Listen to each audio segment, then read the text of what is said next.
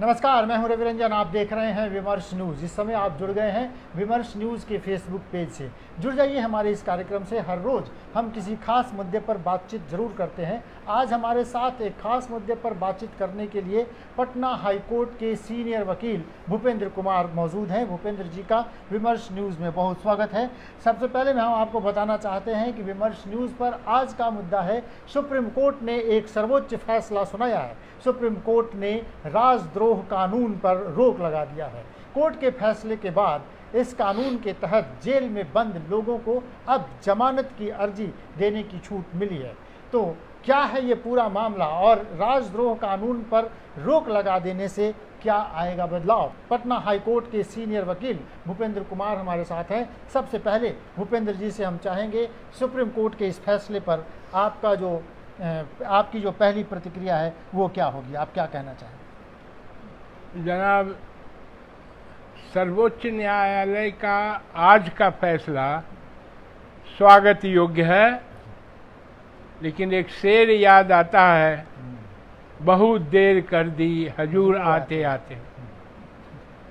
भारत को आज़ाद हुए इतने दिन हुए और इतने दिन तक यहाँ की आज़ादी की लड़ाई के बाद की आवाज़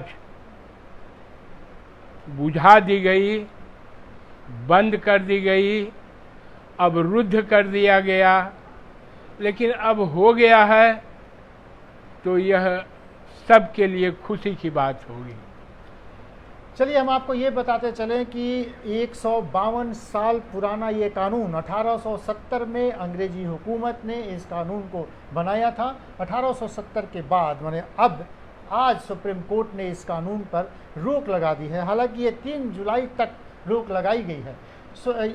भारत के तुषार मेहता जो सॉलिसिटर जनरल हैं, उन्होंने अपनी दलील रखते हुए सरकार की तरफ से कहा कि इस कानून पर रोक लगाना ठीक नहीं होगा। उन्होंने कहा कि देशद्रोह के गंभीर मामले हैं जिसकी गंभीरता कम नहीं आंकी जा सकती। इसमें मनी लॉन्ड्रिंग के अलावा आतंकी भी शामिल हैं जिनके मामले कोर्ट में चल रहे हैं। तो कोर्ट में जो मामले चल रहे हैं, कोर्ट के फैसले का इंतज़ार करना चाहिए, उसके बाद ही इस कानून पर रोक लगानी चाहिए। ये तुषार मेहता अपनी बात कर रहे थे, लेकिन सुप्रीम कोर्ट ने जो महत्वपूर्ण बातें कही उसमें ये कहा कि जिन लोगों को आपने बुक किया है इस कानून में फंसाकर, उनको अब जमानत की अर्जी देने की छूट मिलेगी, वो सब छूट के बाहर आएंगे।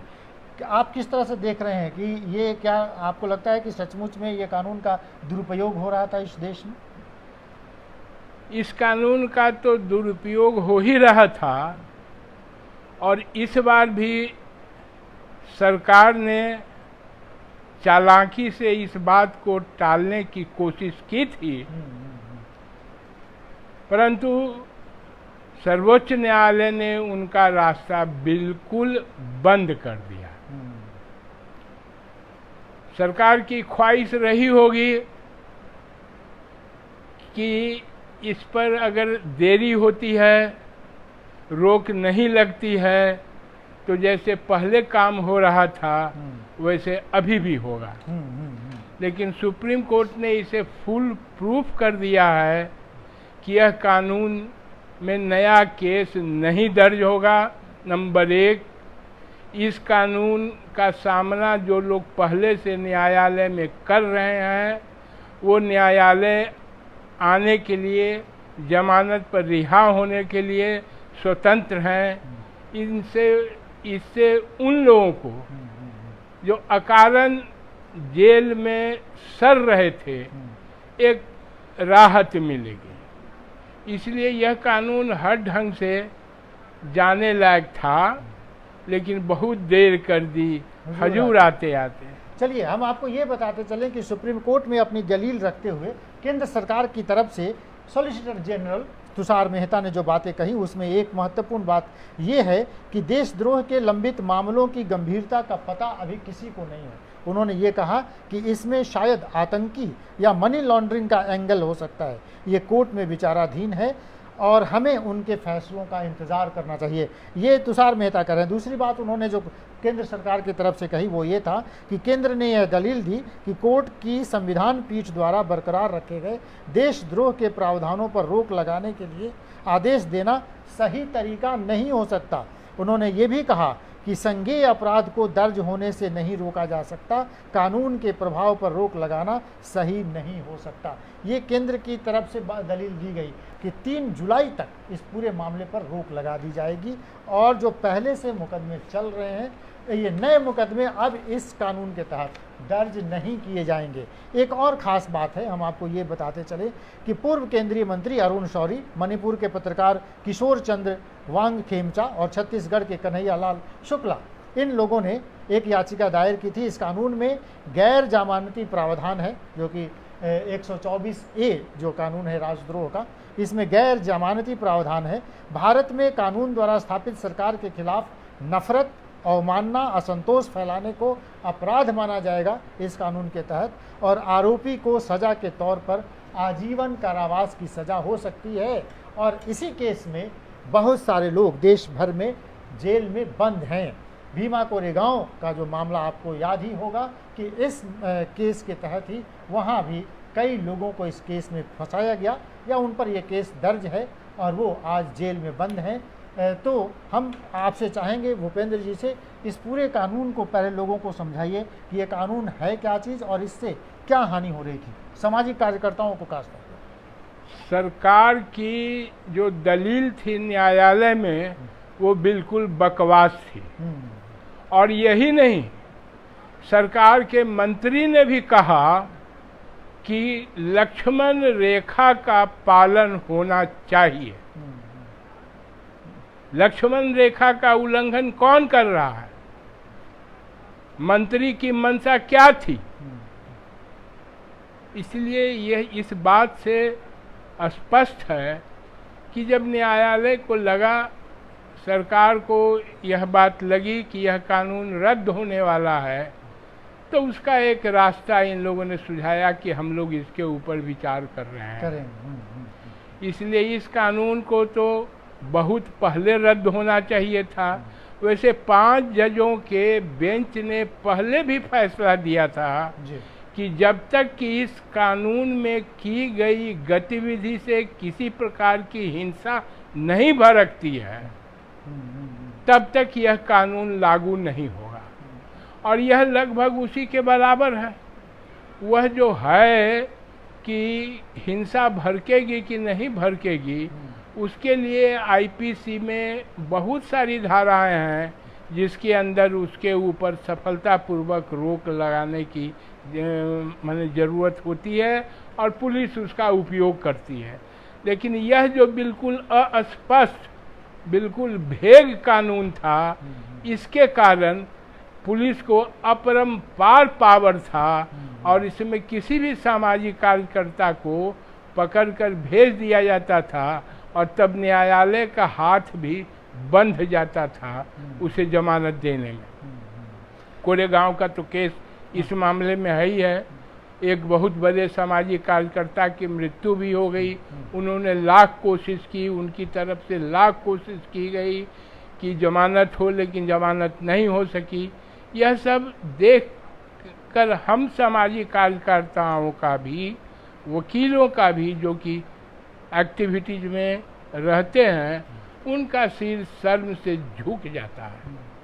चलिए हम आपको ये बताते चलें कि एडवोकेट भूपेंद्र कुमार आपको बता रहे हैं, स्टेन स्वामी की बात वो कर रहे थे। स्टेन स्वामी 85 वर्ष की उम्र में वो जेल में बंद थे, उनकी तबीयत खराब थी, वो इसके लिए ज़मानत मांग रहे थे, बेहतर इलाज की भी सुविधा मांग रहे थे, लेकिन आखिरकार इस कानून के तहत उनको जेल में बंद रखा गया, उनको ज़मानत नहीं मिली और उनका देहावसान हो गया। उसके अलावा ऐसे सैकड़ों लोग, हजारों लोग जेल में बंद हैं, सामाजिक कार्यकर्ता खास तौर पर जेल में बंद हैं, जिन पर राजद्रोह का कानून 124A के तहत केस दर्ज किया गया है और उनको जेल में रखा गया है।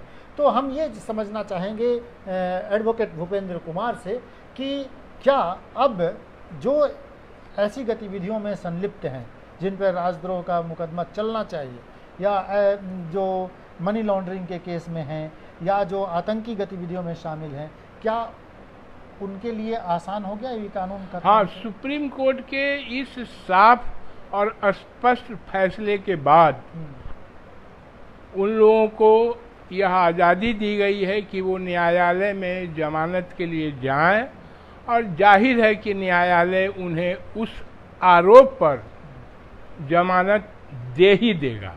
नहीं, मेरा सवाल ये था कि क्या ऐसे लोगों से देश को खतरा नहीं बढ़ेगा जो लोग किसी न किसी तरह से राजद्रोह के उसमें संलिप्त हैं और ऐसी गतिविधियों में शामिल हैं? नहीं, बहुत सारे कानून हम लोगों के यहाँ हैं जिसके कारण उन लोगों का हाथ बांधा जा सकता है और उनकी गतिविधियों पर रोक लगाई जा सकती है। बहुत सारे कानून हैं, कितने कानून को गिनाया जाए। और पुलिस तो आजकल यह सब काम कर ही रही है, लेकिन यह कानून बिल्कुल अस्पष्ट था, इसका सिवाय दुरुपयोग के और कुछ नहीं होता था। और जाहिर है, आप रिकॉर्ड देख लीजिए, इसमें कन्विक्शन रेट बिल्कुल नगण्य था। तो इसलिए इस कानून का दुरुपयोग हो रहा था, और इस दुरुपयोग के आधार पर भी इसको रद्द होना चाहिए था। पटना हाईकोर्ट के सीनियर वकील एडवोकेट भूपेंद्र कुमार बातचीत कर रहे हैं राजद्रोह कानून को जो सुप्रीम कोर्ट ने जिस पर रोक लगा दी है उस बारे में वो कह रहे हैं, अपनी राय रख रहे हैं। हम अपने दर्शकों से ये कहेंगे कि विमर्श न्यूज़ के फेसबुक पेज से जुड़ जाइए। आप अपने कमेंट बॉक्स में अपना कमेंट लिख सकते हैं और इस बातचीत में आप भी शामिल हो सकते हैं। अगर आपके पास आपकी कोई प्रतिक्रिया है तो अपने कमेंट बॉक्स में अपना कमेंट लिखिए, हम आपके कमेंट को इस बातचीत में शामिल करेंगे। हम आपको ये भी बताते चलें कि विमर्श न्यूज़ का एक यूट्यूब चैनल है जिसका आप जाइए, सर्च कीजिए www.vimersnewslive.com पे हमारे चैनल को सर्च कीजिए, उसे सब्सक्राइब कीजिए और उसके बगल में जो बेल आइकन है उसको भी दबाइए ताकि आपको समय समय पर नोटिफिकेशन मिलता रहे। हम बातचीत कर रहे थे कि सुप्रीम कोर्ट ने आज एक सर्वोच्च फैसला सुनाते हुए राजद्रोह कानून पर रोक लगा दी है। अब उसकी अलग अलग प्रतिक्रियाएं देश भर से आ रही हैं। एडवोकेट भूपेंद्र कुमार कह रहे हैं कि बहुत देर कर दी हुजूर आते आते, इस कानून को पहले ही जाना चाहिए था।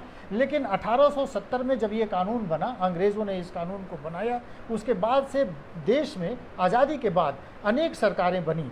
तो ये आरोप अभी की सरकार पर ज़्यादा क्यों लग रहा है कि राजद्रोह कानून का दुरुपयोग ये सरकार कर रही है? इसके पहले भी सरकारें थी जिसने इस कानून को खत्म नहीं किया या संशोधन नहीं किया।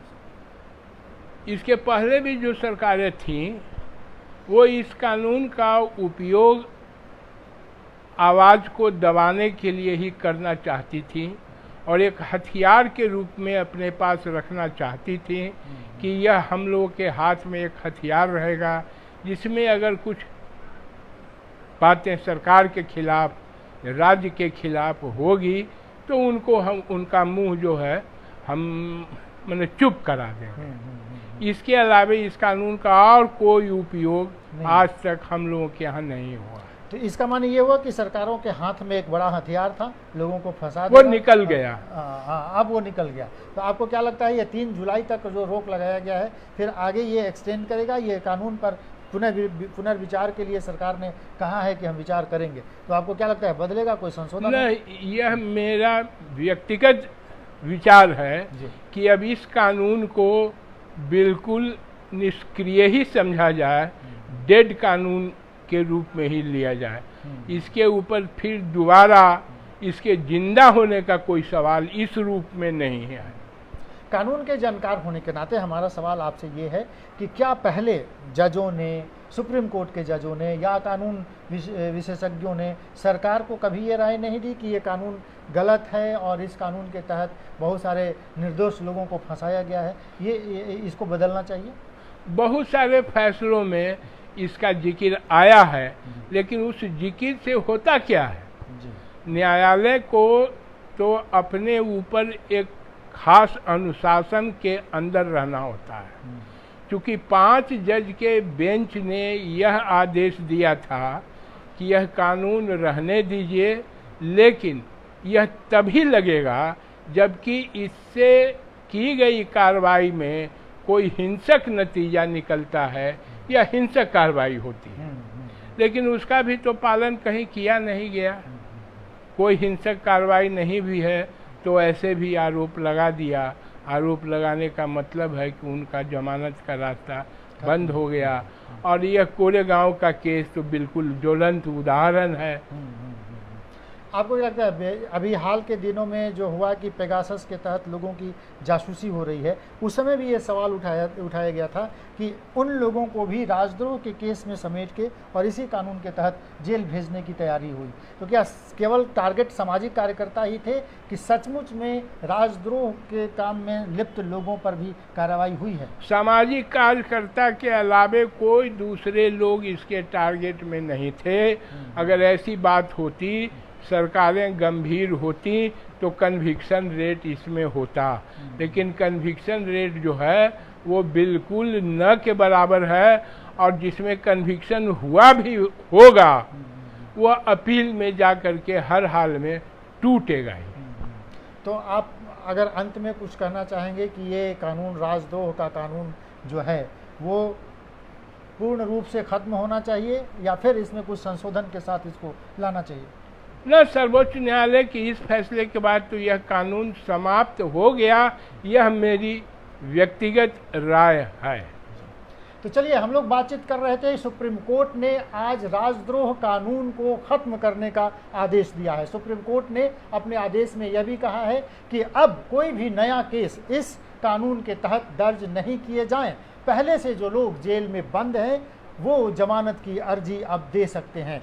इस बड़े फैसले के साथ सरकार सकते में है। सरकार के पास अब कोई रास्ता नहीं है कि वो आगे करे तो क्या करे। हालांकि केंद्र की सरकार ने ये कहा है कि हम विचार करेंगे, इस कानून के बारे में हम देखेंगे और आगे सोच विचार करके फिर एक प्रस्ताव सुप्रीम कोर्ट में रखा जाएगा। लेकिन फिलहाल 3 जुलाई तक इस कानून पर सुप्रीम कोर्ट ने रोक लगा दिया है। हम लोग बातचीत कर रहे थे पटना हाई कोर्ट में सीनियर वकील भूपेंद्र कुमार से। भूपेंद्र कुमार एक सोशल एक्टिविस्ट भी हैं और एक वकील तो हैं ही, लेकिन उनकी राय यही थी, उनका जो कमेंट, जो पहला कमेंट आया कि बहुत देर कर दी हुजूर आते आते, इस गाने के इस बोल के साथ उन्होंने इस कानून के खत्म किए जाने का स्वागत किया है। और ऐसे तमाम लोग हैं देश भर से जो प्रतिक्रियाएं आ रही हैं कि इस कानून को खत्म किए जाने से सामाजिक कार्यकर्ताओं को सबसे बड़ी राहत हुई है। तो अपनी आवाज़ सरकार के खिलाफ उठाना राजद्रोह नहीं हो सकता। सुप्रीम कोर्ट इस तरह का कमेंट पहले भी कर चुकी है। अब ये फैसला आ जाने से ये बात पुख्ता हो गई है। तो एक बड़ी राहत सामाजिक कार्यकर्ताओं को ज़रूर मिली है। देखते रहिए विमर्श न्यूज़। मैंने आपसे फिर भी कहा कि हमारे चैनल को आप सर्च कीजिए, आप जाइए www.vimarsnewslive.com पे हमारे चैनल को सर्च कीजिए, उसे सब्सक्राइब कीजिए और उसके बगल में जो बेल आइकन है उसको भी दबाइए ताकि आपको समय समय पर नोटिफिकेशन मिलता रहे। देखते रहिए विमर्श न्यूज़। नमस्कार।